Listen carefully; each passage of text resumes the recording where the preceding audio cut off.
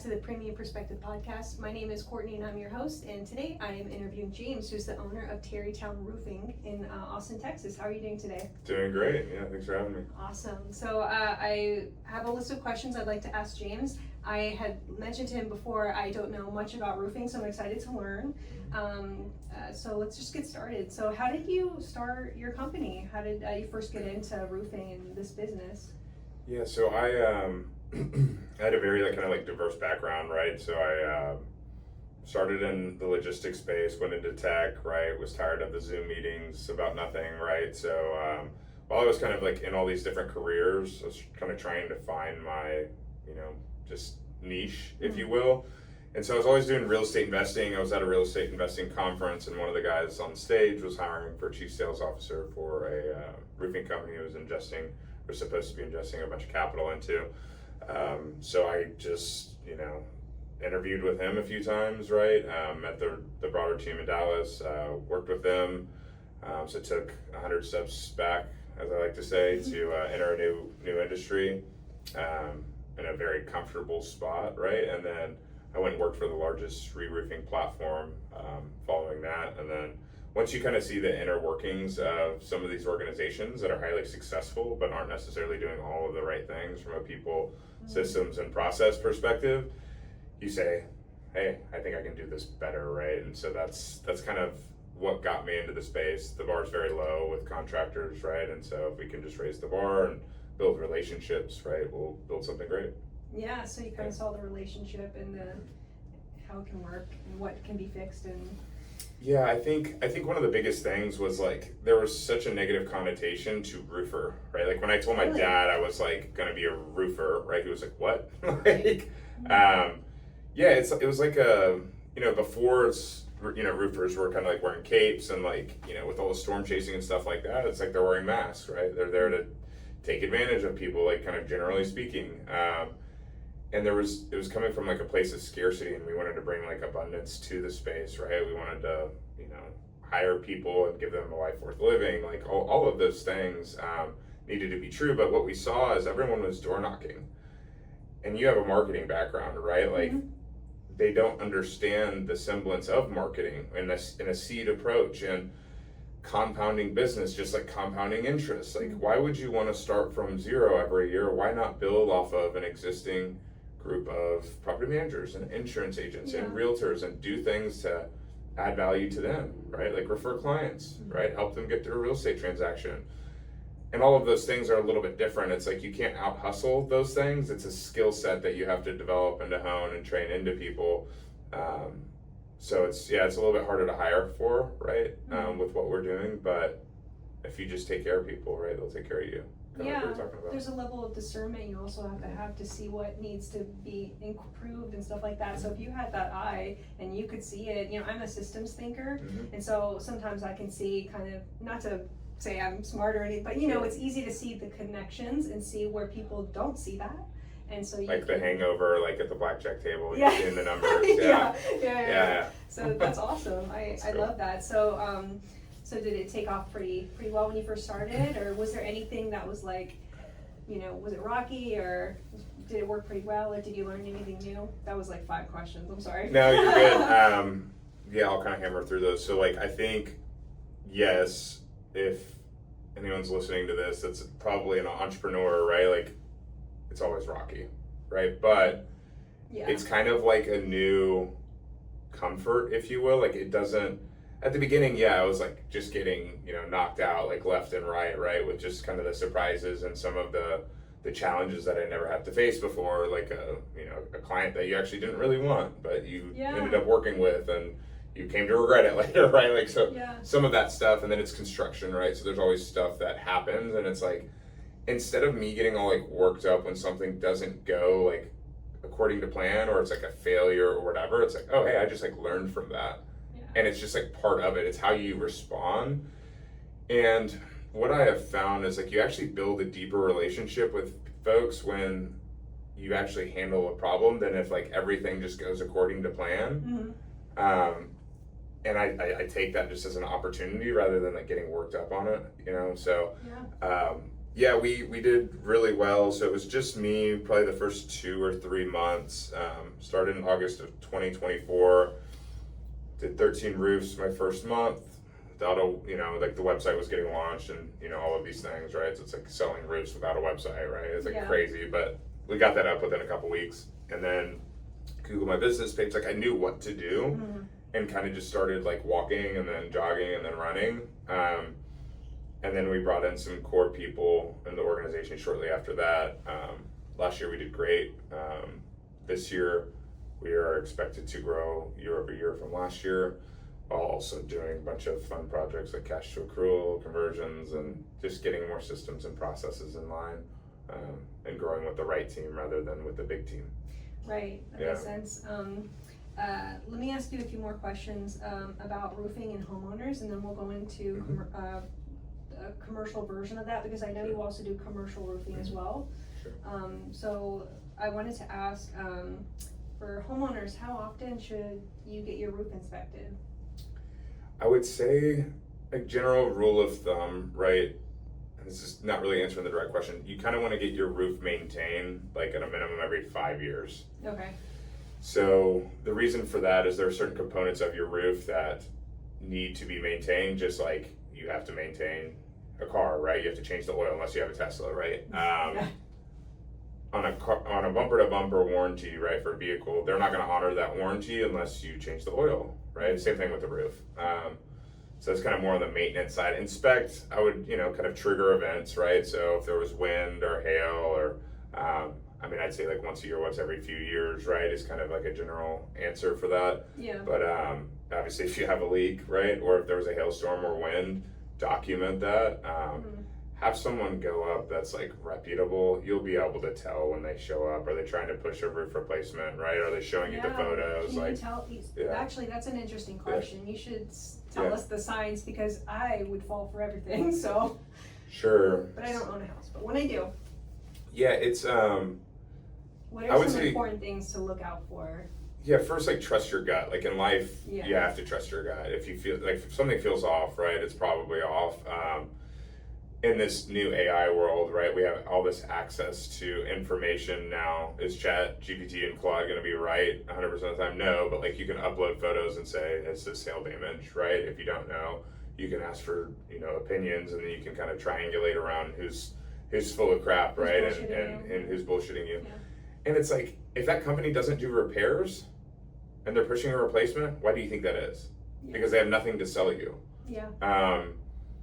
And so I think that's important as well. Is like, are they putting the relationship first? You feel that they're doing what's in the best interest of you? Are they explaining the full situation, right? And there's no licensing in the state of Texas, so it's like, do they have a third-party guarantee, right? How long have they been in business? And we've only been in business for 2 years, but we have a third-party guarantee, right? Like, you do the things to establish credibility into a market, and we actually know how to read a P&L, right? Which is like, most roofers they might be a good roofer, they might be a bad roofer, right? But they have no business running a business. Right. So you have to sort of self-embody and demonstrate the capacity to do your work. I was talking to someone yesterday about marketing, and was saying sometimes I have had people try to sell me things who can't provide data of their successes, and their own SEO or their own presence online is not marketed well. So there's kind of things you have to work Red out. flags. You can be sure that they'll say, we're going to get your SEO up, we're going to do all this. Of course. And then that's a discernment that you have to have. Especially with marketing agencies. Oh my gosh. Yeah. Yeah. Well, now, Game's because changing. in marketing, you can, like, I've had it happen to me where people try to sell you, like, oh, we're gonna have these analytics, and we're gonna have our team follow this, and it's like, I could do that for 5 minutes a day for free, and it'll be fine. Just for me knowing better, because I came from the marketing background. But sometimes there are like, people pushing analytics that are maybe too general, that I think, we have more access to more generalized platforms now for analytics. And I think people are becoming more literate in that. So it's becoming easier to see whether marketing people are bullshitting you or not. Well, now you have Claude too, or ChatGPT, whatever you use to, you can audit a website in Yeah. 2 minutes, and it's Yeah. pretty freaking spot on. Yeah. Tells you if your H1's good, your H2, right? Like it's pretty solid. You can build a website, right? Yeah. A really good SEO optimized website in like 2 hours. Yeah. Right. So it's wild to see the change. It is. I actually asked a button, just playing around because we're moving some systems around, and I was playing with the chatbot to, scrape some stuff and tell me some SEO friendly things, and it's kind of wild how much things are changing. So, yeah, you have to be savvy. Yeah. So one of my questions is, what are the biggest warning signs that a roof needs attention? Yeah, I would say the obvious one, right, is if water's coming into the property. Like that's kind of a duh. If you have buckets on the floor, Yeah, like dripping. That's a duh. And then from there, it's like, is the roof shiny? Right, like a shingle roof, if it's really shiny, that means like the fiberglass matting, the third layer of the shingle is exposed. Ooh. So the rock granules have come off, the asphalt has been degraded by the weather and the UVs, and that's just showing that it's at the end of its life. If it looks like the shingles are kind of bleeding, right, it's a defect. That can also happen on a standing seam roof. It's called oil canning. Nothing really like necessarily like wrong with like the waterproofing element. And then it's like, was it improperly installed? So like on a standing seam roof, I could go on the weeds and talk about this topic. There's a lot of signs. You'll have a builder, install a standing seam roof, like your kind of metal panels. Yeah. And there's no actual accessories over like pipe boots or things like that. And like these accessories are right in the middle of a seam. It's like, that's a sign of improper installation, right? And lack of planning. They just put sealant around it, right? Well, just like I mentioned on the maintenance side, like that accessory might last 15 years, 20 years if maintained properly, but that sealant around it's gonna last 3. But it's like, you see all of these folks cut corners. So there's different sides, signs based on the different types and quality of build, if that makes sense. Yeah, I was gonna ask if there are different materials and different types of roof, because I would assume that would, determine the different signs. Yeah, and it's funny, it's like, we've listened to like a lot of, kind of homeowners and clients over there who are like, yeah, our roof's fine. It's like, well, they're not on the roof looking at it, right? So it's kind of out of sight, out of mind. So it's like, just have someone go take a look, and then like they can take photos and they can put notes on the photos. Yeah. So you don't know exactly what these things are, and you're not just like guessing, right? Yeah. Or should you have your roof inspected like right when you buy a house? Like definitely before you buy the house. Yeah, definitely before you buy the house. If you're on the buy side. So typically what happens is home inspector will come out, right? From the buyer side, they'll come out, they'll take photos. Sometimes they get on the roof. Most of the time they do, if they're a good inspector. But if it's steep, they might not. They might fly a drone. And drones, you don't see as much, right? Than actually physically being on the roof. So they'll call out items, kind of a CYA, cover your ass, related to the HVAC system, the roof, the plumbing, the electric, like all of the different trades. And it might be a 250 or 350 point inspection. But I would say that's typically when we're triggered to kind of go out as a home inspection, caught something. Okay. It says, hey, have a roofer come out, because they don't want to kind of be liable for it. And so we're either checking for storm damage or providing a quote for retail, or doing a pay at closing, right? Because the roof needs to be replaced. And in this market, every buyer wants a new roof because of the insurability component of it. Like, you've got many carriers that want to knock you down to an ACV policy or RPS or high deductible, or just won't write you, so it limits your options. But 3 years ago, no, there's no chance that a seller was negotiating a roof into the deal. But now it's like you might get 50, 100K in concessions because the market's just different. Interesting. Yeah. Yeah, I don't know much about the market. It's just saying a lot it's of a buyer's words. market. Yeah. It's a buyer's market right now. Okay, so are there any other moments in the home buying process or in someone's like track record or lifespan where they would need to get a roofer to come and inspect and look at stuff? Yeah, I mean, like I said, like the main triggers are like weather events. So wind, Yeah, I was gonna ask about that. Wind, hail, tree falls on the house. Remember the ice storm where I don't know if you were in Austin for it was crazy. How many years ago? I think it was like 3 years, Yes. 4 years ago, maybe, I don't know. I'm from Florida. I don't understand ice and Yeah. snow, so I remember all of them, and they've all been traumatic. And I tried to get Sure. gas, and I'm like, oh yeah, the pipes are frozen, of course. So it's been If very you're fun. switching insurance, that's another one. Switching, Real estate okay. transaction, if you're buying or selling real estate, always them. And yeah, those are kind of the main things. Or if like you have a leak, obviously. Yeah. Yeah, I was gonna ask about like hail damage and Mhm. stuff like that. So do you, and I don't, this might be a naive question, so whenever there are a lot of storms, like during storm season, do you see business go up, or? Yeah, so we were kind of chatting earlier, right, before we got on the podcast. Most roofers are very seasonal. In the spring and summer seasonal. months, right, after a storm hits, Dallas is like a perfect example of that. They get a storm every year, and so the storm chasers come out. They might be in finance, right, and like now they're like selling roofs, right, for a month or two, because there's money in it. But what happens is because it's unregulated, right, like they're getting a crew from Facebook Marketplace, they're getting materials from Facebook Marketplace or Home Depot or something, right, and then they're pulling it together and it's just like not going well. Where we have differentiated is we form relationships with folks, and so we're doing repairs, we're doing replacements, and we're doing them year round because it's not a business model to rely on some macroeconomic, something that you cannot control, which is the weather, right? I guess you can, right, with weather mod. We won't go there. We'll go into that and the weather modification stuff, but it's just not a strategy to sit around and wait for a storm, right? Yeah. And I've never had the victim mentality mindset, right? It's like control what you can control and like make the most of your situation. It's like generate more partnerships, right? Add more value, right? And that's what we focus on. I would imagine that gives you more long-term stability as well. Yeah. Absolutely. Absolutely.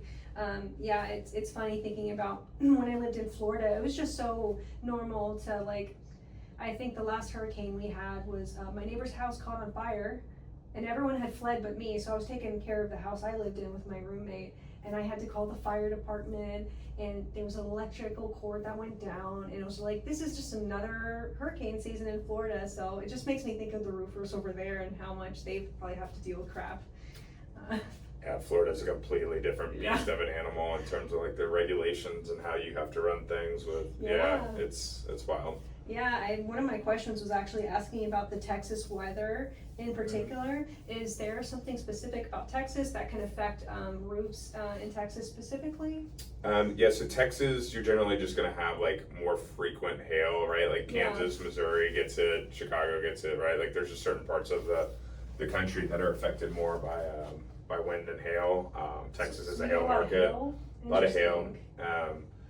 We haven't had anything big in the last like 12 months, kind of in the Austin 60 mile, or I'd say 30, 40 mile radius.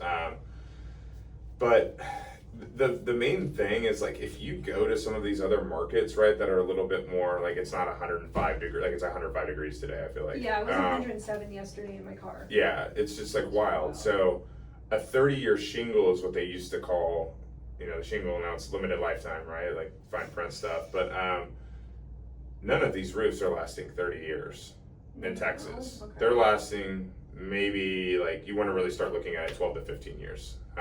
They're losing their granules, right, because of the heat, the lack of ventilation. But I mean, it's just so hot, and it's 60 degrees hotter up there. If it's not properly ventilated, like, That's right, it's hotter. Yeah, like roofers are not mathematicians, but it's a math formula, right, to calculate proper ventilation in an attic. So it's like you've got all these improper installs, plus the weather, plus the hail, right? Like it's gonna last a lot less.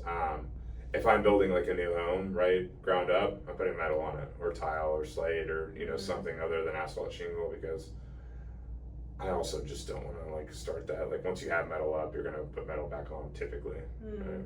Okay. Better for the environment, all that kind of stuff. Yeah, interesting. Very comprehensive. You also do commercial roofing. Is there a difference in any roofing business or roofing that you do for commercial versus, is there a different set of guidelines? And I would imagine so, right? Yeah, so Yeah, certifications matter, right? Especially with like low slope, which is typically commercial. I mean, we do a lot of multifamily and like HOA property management stuff as well, and a lot of that's shingle. But on the low slope side, your typical commercial or sheet metal. But on low slope in general, like you've got TPO and you've got PVC and you've got EPDM. Those are all watertight systems, right? Whereas like an asphalt shingle system, right, for a multifamily property will be like water shedding. The margin for error is much lower when you have to have a watertight. Imagine just a flat roof, right? The rain's falling this way, right? And then you've got a very, very low slope where the water needs to get off and, you know, get off that roof within 24, 48, 72 hours through scuppers, through drains, all of that. It's just a lot more complex. And so, yeah, you have to do a lot more preparation, planning. For example, you don't want to install TPO over the top of a barbecue joint, right? Because the animal fats will eat up the membrane, right? And you'll be replacing that roof every 5 years. Most roofers will do it because they want to replace it in 5 years. Right. But the proper move is to put on a PVC roof, which might be a little bit more, but you're going to get a lot more longevity. Sell a 20-year NDL, no dollar limit warranty, or a 30-year. Yeah, so you have to consider the type of business as well.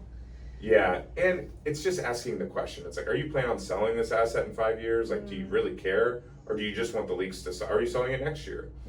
We walked a Greystar property, actually, and I asked that question. I said, what's the plan with this? Oh, they're selling it next year. I was like, okay, so patch stuff up, right? And let's get proactive, right? We did like 120 patches on this big commercial roof.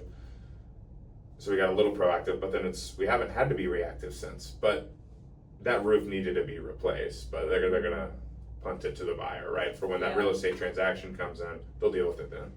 Yeah, that was actually one of my questions, is the difference. Like, how do you tell? I guess you can tell us like when a roof needs to be repaired versus just completely replaced. And I'm sure there are signs that you can tell immediately. Sure. So in most cases, right, like you can tell, was it a workmanship issue? So I've seen time and time again, like a standing seam roof is just improperly installed. It needs to be torn off and replaced, and it's brand new, right? Really? Asphalt shingle, I've seen similar stuff. They put a roof on top of a roof, so they didn't check the decking, so there wasn't a nailable surface. Had to replace brand new roof too, right? Because they chose the wrong contractor. Now, 25-year-old roof, asphalt shingle, right? It's gonna be very difficult to repair that. So like, let's say you pull a shingle, to get a new shingle back in, you have to lift the shingle above it and then nail it, right? So then what happens is that shingle can break. So if it's irreparable, you take a video, right, with some metal glasses, like you trying to perform the repair, and then you just show the client, like, hey, we cannot repair this roof, or we have to take it all the way up the slope to the ridge and then all the way actually down.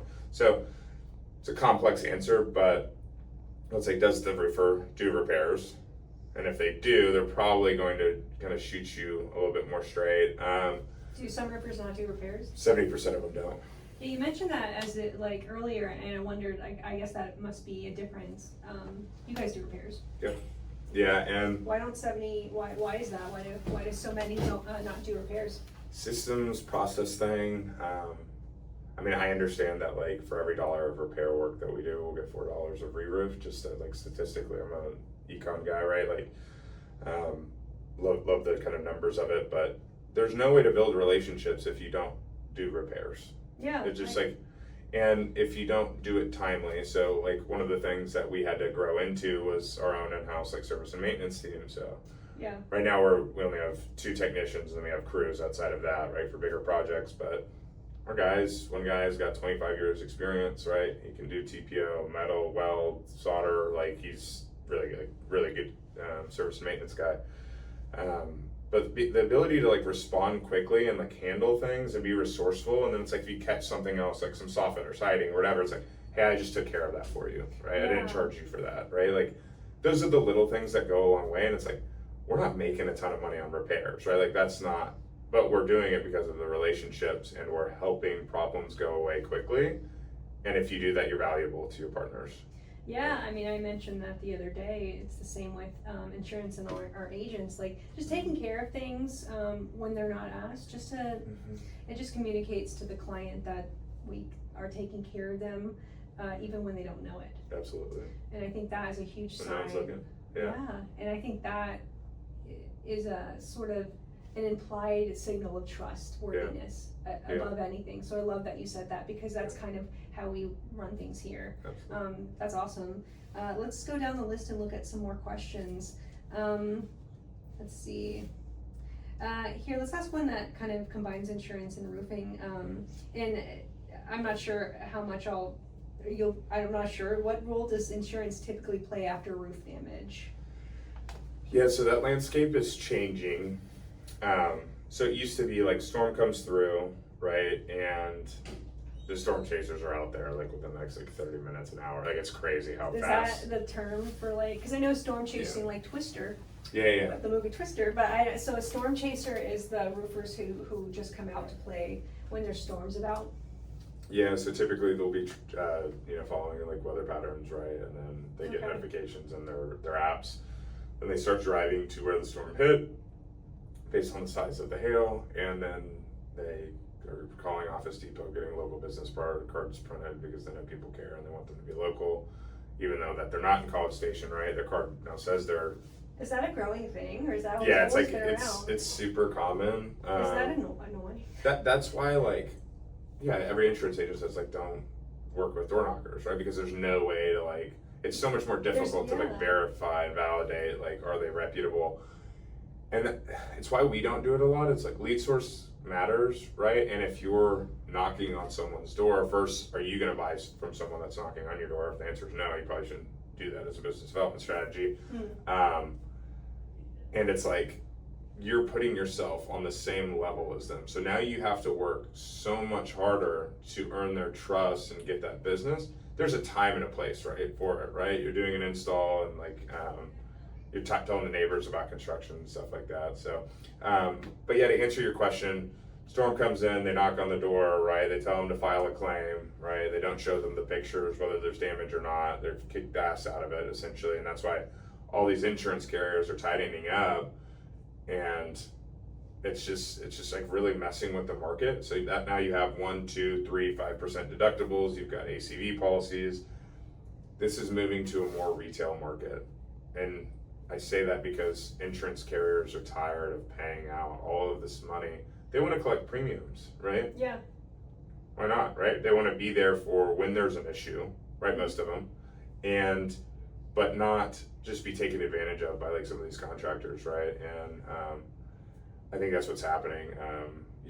Austin's kind of become like more like these coastal cities, right? Where these deductibles are really high. Dallas, like storm chasers are hurting because of how insurance is changing things. So if you're not adapting, if you're not leveraging AI, if you're not doing contracts directly to the insurance carriers or forming partnerships, like you will get left behind. And what I see us do differently is instead of filing a claim, let's say if there's valid storm damage to a property, and like waiting for the insurance adjuster to come out and someone who owes you money tell you to like how much they owe you. Yeah.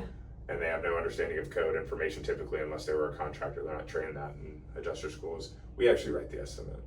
We include the code information. The meteorologists report photos, and we do it in their common language. And then we submit it. So now the reserve's set around our number, not the insurance actuary's number, and you take control of the process. So if we are going to go down that route, and the coverage is there, which we educate our homeowners to go on, or commercial clients to check that before they call their insurance provider. That's the most important step. And because we do this process, it's like, it also helps us close more of the deals that we're doing. It's not like a 3-bid scenario. It's like, no, it's our estimate. Like, we're working off of it. We are backing it, and we're controlling it. So like when we move through real estate transactions too, it allows us to move faster when speed matters. Yeah. And does it help you stay more objective and there's no influence from anybody? I think that seems like a good, trustworthy. Yeah, and again, like hail damage is sometimes subjective, right? Yeah. Sometimes it doesn't present in like the perfect way, and like it just depends on the carrier and the adjuster that you get out there and all of that. It's like sometimes you see it on the soft metals and you don't see it on the roof. Sometimes you see it on the ground, the garage doors, everything, but the roof's like barely touched, right? And so it's like you have to get it inspected, right? It's like does this have enough damage to get approved, and a full approval, because you don't want a partial approval or approval under deductible. I think it's like 85% of claims are under deductible. Wow. So if we just stop those people from filing the claims, and some of those are valid, right? And some of them aren't, right? Some of them, the roofer tried to throw a Hail Mary, right? So the insurance company are kind of, I mean, I guess they're protecting themselves from storm chasers a little bit more too. yeah, and they're doing it, like, it seems to me like pretty slow. Really? But I mean, these companies are huge, right? Like it takes a lot more work and time to roll these things out, but they are paying attention to it. They want to be more profitable. They're already very profitable, right? You look at State Farms, you know, and all states, you know, kind of P&L, like they're doing just fine, but they want to be doing better, right? Yeah. So I think people will start to self-insure a little bit more. But what's interesting is like the policies are getting worse, but the premiums aren't going down to really reflect that. And I think people are going to start to catch on, and they're going to be like, they're either going to request or require better coverage. Maybe it's an opportunity for new carriers and markets to kind of come into the space, but yeah, it'll be interesting to see what happens over the next 5-10 years. Yeah, I guess we'll see. Yeah. Interesting. Another question that I'd like to ask is, what's something about roofing that would surprise the average homeowner?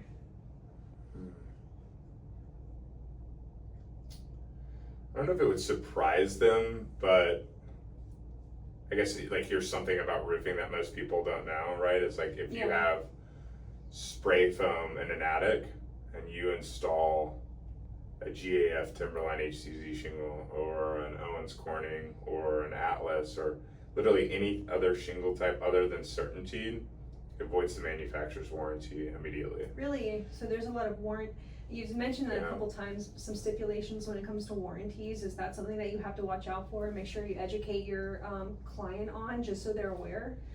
Yeah, and if they're buying new construction, right, a lot of times like you'll have different levels of varying like builder warranties, and so you want to understand that. Like, yeah, you might be getting credits and buying down points on your loan and like all of this cool stuff, but it's like if that builder installed spray foam and then installed a shingle that's it's voided immediately, like, and let's say there is spray foam. Obviously, you know, you're not ventilating a spray foam roof, or you shouldn't be, but that shingle is going to bake, and it's going to have about half the service life that it should. So if it's normally, you know, service life is like 15 to 20 years, right, it might be like 7 to 10 years you're replacing that roof, and you might be having, you know, some defects, that bleeding kind of I was talking about, and like, you know, crazy granule loss, which is the top layer of the shingle. That's from heat, right? Yeah, it's from heat, and yeah, it's just like the asphalt's just like letting go of it. It's just so hot, and that's wild. Most builders don't know. Most realtors don't know. I didn't know until 9-12 months ago, something like that. I was gonna say, so you've run into that a few times with clients? Yeah, luckily we just were installing Certainty anyways, right? But like, and if anyone ever had an issue, and it was because of me not knowing something, right? Whether it was common knowledge or not, or 1% of people knew, I just take care of it out of my own pocket, right? It's like you just got to do the right thing. So that's one thing, and then I think, you know, obviously ventilation is probably the most important thing. Roofs need to breathe if they don't have spray foam. Intake and exhaust, right? It's like it's the best thing you can do. It's more impactful than the shingle color, right? You know, the color of the roof, and it's, you know, color does matter, whether shingle manufacturers tell you that or not. Really? Why does it matter? Well, yeah, I mean, yeah, you think about it like black asphalt versus like a white TPO roof, right? Like it's gonna be a temperature differential there. Yeah, I mean, I guess you have to consider like colors and chemicals and all that stuff for. And this is super weedsy, but like, no, it's fine. You'll see these like a lot of these new roofs, or just like even on like a nice house in Tarrytown, you see some of these roofers come in, and it's like they've got the ridge vent at the top, and then it's like they've got this like power attic vent and like these turtle vents, and it's like they think that like putting more vents close to each other is like helping the roof, and what it's doing is it's working against each other. Really? You don't want active next to passive. You don't want a bunch of different types of passive systems or different type of active next to each other. You want you want to actually process them. Yeah, you want to cancel them out, and then it's a formula from intake to exhaust. But So I'm saying like selecting your roofer like really matters, Yeah. unless you just want to replace your roof more frequently. But Do home designers have to be aware of that kind of stuff as well?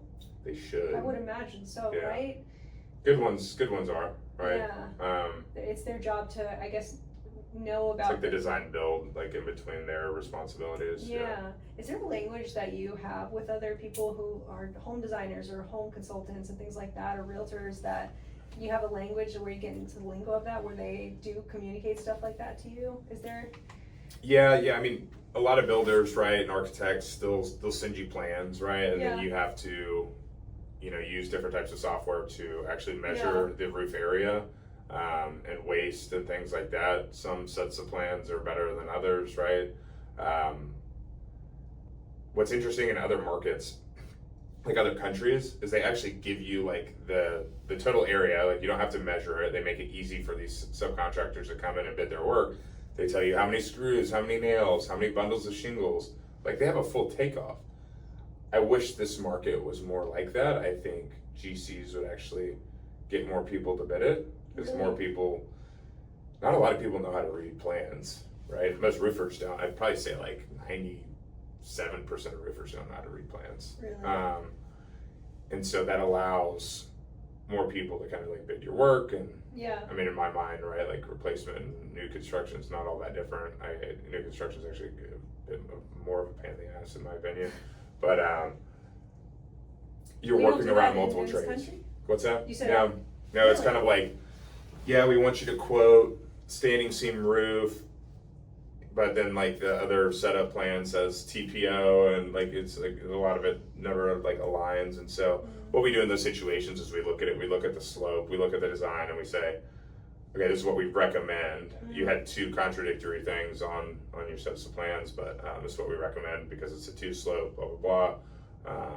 So yeah, there's kind of that best practice piece, if you will. Yeah, I know when I started my career in marketing, I had to learn about coding and like all of, so it's just interesting to see, you kind of do have to learn the languages of other areas in your industry just to be able to adapt better. Absolutely. Being multilingual. What was the next? I had a great question that I just forgot. I'm actually very curious. Have you ever had a project where you could clearly see that like there is something that the previous people or the design or something went wrong where it made your job a little bit more tricky, and how did you handle that? Is there something like that? Because I can imagine, it reminds me of dentistry. Sometimes when I go to the dentist, they're like, oh, that last person put in that crown wrong or something like that. It just reminds me of that because you have so many different people at different points in time doing specific work, and some of them are so I imagine like that's part of a skill you've had to build, is dealing with the last people. Yeah, so I'd say probably like 70%, 80% of the roofs that we tear off, right? Before putting on a new roof, it has multiple layers of underlayment or felt, as you'll hear people like refer to it. And what that means is the previous roofer just kept putting a roof on top of a roof and like not taking it all the way down to the decking.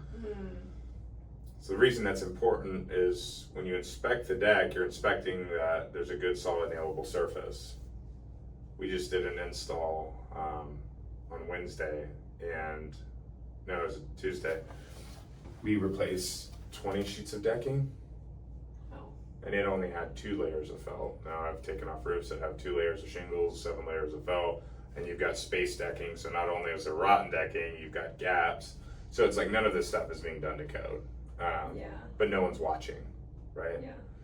The homeowner's not watching, like babysitting the project. They made a decision based off of price. Well, that contractor is now making their decision to protect their profit and cut a corner, because that's what they thought they had to do, right? And then, so yeah, like it happens a lot. What really blows my mind is when the companies use their own custom branded synthetic and they put a 5th layer on a roof, and they're advertising that they literally literally just like did that. So it's yikes. Yeah, there's a lot of stuff like that, and then rotten fascia and trim and drip edge when roofers cut the drip edge to get it over the gutters to save save money instead of doing it the right way. You mentioned rot. Is that a common thing? I would imagine thinking about Florida again. That's probably common. It rains so much in Florida. So that's assuming that rot comes just from water damage, but. Well, if you high nail or low nail, there's like a shingle line when you're installing shingles. There are instances, right, where like, water's coming in through a penetration or whatever, because the penetrations don't last as long as the actual shingle roofing system. You have to like do maintenance and apply sealant and increase the longevity. But water comes in through these areas, and then it's like, if you're just taking that off and not inspecting the deck, like there's rot that's happening there. Right. So on any given roof, you're replacing a few sheets of decking. On older properties, right, you're replacing 15, 20 sometimes. So it's like, sometimes you have to replace the entire deck. But if you're not even checking in the attic, if you're not checking, inspecting the deck, like you're spending 30 grand on a roof that's going to leak in 3 months when you should have just spent 32, right? And like hire the right contractor up front. Yeah, that makes sense. Yeah. A couple questions about your company, Tarrytown Roofing. What are your plans for the future? Do you have any plans for the future with the company? Yeah, I think the initial goal and the goal that aligns today is like to build an organization that people want to work in, right? Mm-hmm. That they feel valued in. That requires having the right people in the seats initially, so it's getting better at recruiting, hiring, onboarding, training, all of those things. Giving them a piece of the company, so if there's an offer in the future from a strategic or the right PE firm or whatever, I think we want to be exit ready, because we want to have that option if we'd like to. But I think in anything, whether it's real estate or business or life, you want to have multiple exit strategies, right? So that's one of them. But if we don't exit, right, maybe we can convert those shares to profit sharing, right? And so absolutely, there's things that our people will have done, right, and have done already over the course of the next year, 3, 5 years, to add value to the organization. So like I want them to benefit. They're the main reason. So yeah, just like keeping our options open there. Now I do not want to just like sell to a private equity firm and watch them like destroy the brand that we built. Like that's the last thing that I'll do. I've seen it happen. It's happened in Austin, right? I don't want to name names, but businesses change, right? It becomes more about profit and less about the client and the partner, and it would just like destroy me from the inside, right? If I just, when you put your blood, sweat, and tears into something and watch that happen. So again, it's not the only strategy, but I want to build a business that's worth going to every single day and like isn't burning you out, right? And if you build it the right way with the right processes and systems and people and delegation, right, like you may never want to sell it, right? You just want to keep it. It runs on autopilot. Now you're pivoting, right? There's always new marketing strategy. There's always something new, right? So it keeps it interesting. We might just go into other markets, right, and into other verticals. I mean, it's so funny because I agree with the whole system, making your internal systems run automatically, because it gives you more energy and time to evolve and adapt in new areas. So I think that's really great, and that's awesome that you want to keep that ability to connect to others and not just for profit. You want to keep it all Absolutely. at the company for sure. Let me ask a few more questions. What is the most memorable home that you have worked on? Is there a specific like home that you guys have done that's like, oh, that was interesting? Yeah, we did there's not just one, like they're all like kind of have like a special place in my heart, right? It's like weird to say, right? Because it's like we're talking like roofs here, but it's like the projects and the people that we worked with and all that kind of stuff. And it might be like the view too. We did a church out towards like Jonestown and Marble Falls, copper like dormers, dome, tile roof, like super cool project. And then one of our repair technicians, I mean, it didn't line out. It was supposed to line out where he was going to get married at that venue. That he was like, he was like 19, 20 when he was like working on that project. So like, and he's getting married now, but he was going to get married at this venue, right? Because he knew the client really well. And so you get to like build these relationships, especially on these longer projects. Like you get to build these like great relationships with your clients, and he's referred us like 5 other clients, and it's the Nice. people more than anything. It's like I don't like nerd out like about like as much as it seems like it, right? About like shingles or like any of that kind of stuff. It's the people, and it's the ability to provide a service that they need. It's a need to have, not a want to have in most cases. And that's what I kind of look at more. But yeah, there's been some really cool projects. Typically anything with like copper trim and inlay and Ludowici tile, or like some of these higher end materials are fun to work with. But they really come out looking nice. That's awesome. Yeah. I love that. Here's an interesting question that I wanted to ask. I'm not sure if this will apply. What is one roofing myth that you would love to finally put to rest? I guess maybe misconception rather than myth. 30-year shingle. 30-year shingle. Shingles don't last 30 years, not in Texas. You said it changed. They call it something else now. Limited lifetime. And Limited again, lifetime. read the fine print, because these manufacturers' warranties, like most of the time, just don't mean much. Especially in this market where people are so conscious of like price. So people aren't buying like the warranties because they really don't mean all that much. Like just like a workmanship warranty, like does not mean much if that company's non-business. So if they don't have a third-party guarantee, it's like you're getting a warranty by someone who's spending more than they're making and is going to go out of business, and then you're going to have to pay for another roofer to come clean up their stuff, right? So 30-year shingles. Yeah. Interesting. What's one thing that you wish you knew when you started the company? Or one thing that you've learned since starting the company? I think I didn't give enough credit to maybe some of the companies like that I worked for too, in terms of like how big overhead is, like how much insurance costs per month, how much marketing costs per month, Yeah. how much all this other stuff does. And I think you're essentially wearing all of these hats, and like that there's these periods of time. So when you go from like 1 to 5 million, right, there's challenges. When you go from 5 to 10, there's challenges, and then 10 to 15, 15 to 30. And I wish I spoke to a lot of like roofing companies and home service companies. I wish I even spoke to even like more going through the process, to be able to learn from like other people's mistakes.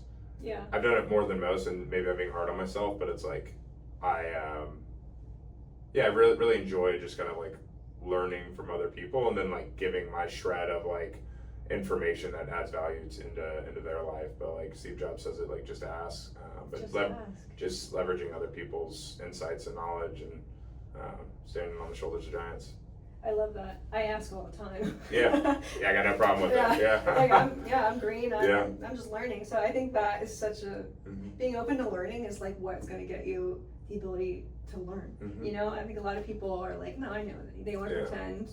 So humility, especially in a business sense, is great. One more question. What makes you different from other roofing companies? What makes Tarrytown different? I would say it's, relationships over transactions, right? Now there are other relationship roofers in the market, right? But I think the biggest thing is like we're not looking up at the competition. Like we are focusing on doing these little things well, because really what it is you're just like being kind of addicted to the process, right?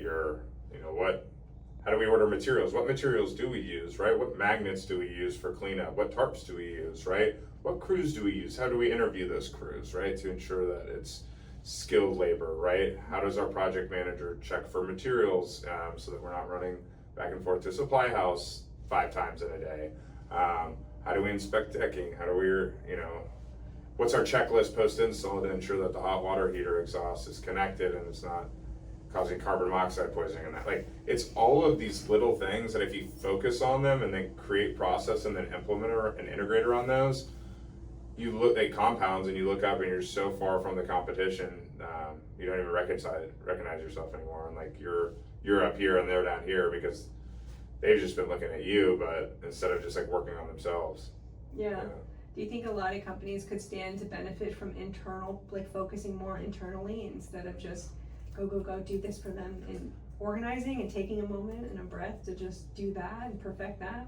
It's like, do it for your clients. Yeah. Right? When you put your clients first, you put your people first, that'll always have great ROI. And obviously there's like a balance to it, right? You still have to, don't just be like giving away a bunch of free stuff, like know your numbers, but like when you install more of like a better product, well then you can go back to the manufacturer and you can negotiate a better price so that you can then pass that along.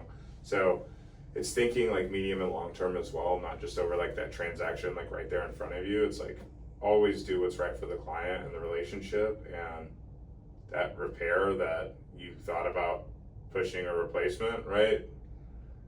This is like me speaking to the unethical roofers, right? It's like just do the right thing, and that repair might lead you to 3 replacements. And it's an abundance mentality, it's a shift in mindset, but we live in like kind of a scarcity mindset world, it feels like at times. And so it's like, if you can do that, doors start opening for you. Yeah, you mentioned abundance a few times. Is that a philosophy that you kind of work with? I know there's abundance mindset versus scarcity, and you're right. I feel like a lot of people are in scarcity mindsets, and that leads them to do things like not have processes that are integral. Yeah, I think it's big. I think it's big. It's giving, and like that's why the partnership avenue is like big for us. It's like we just want to help a realtor close their transaction and their buyer to get a new roof, and a seller not have to overpay for the roof, but we want that seller to sell their property if the buyer's asking for it, right? Like it's just, we're just solving problems at the end of the day.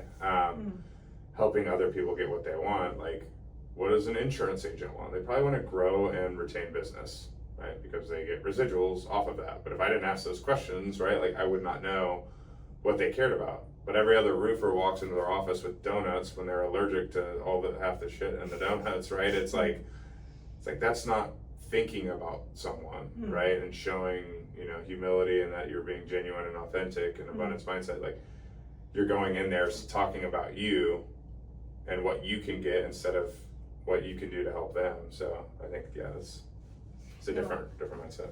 Yeah, absolutely. I'm a fan of the abundance mindset for sure. It brings a little humanity to the business. For sure. I actually have one more question. How did you come up with the name Tarrytown Roofing? Yeah, so I'm just curious. I actually don't even live in Tarrytown. I've been in Austin for like 17 years, from Houston originally.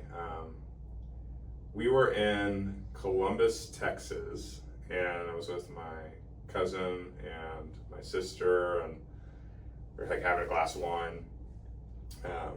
And yeah, we were just like running through the names. It was like Texas Pro Roofing and like all the different stuff, right? Yeah.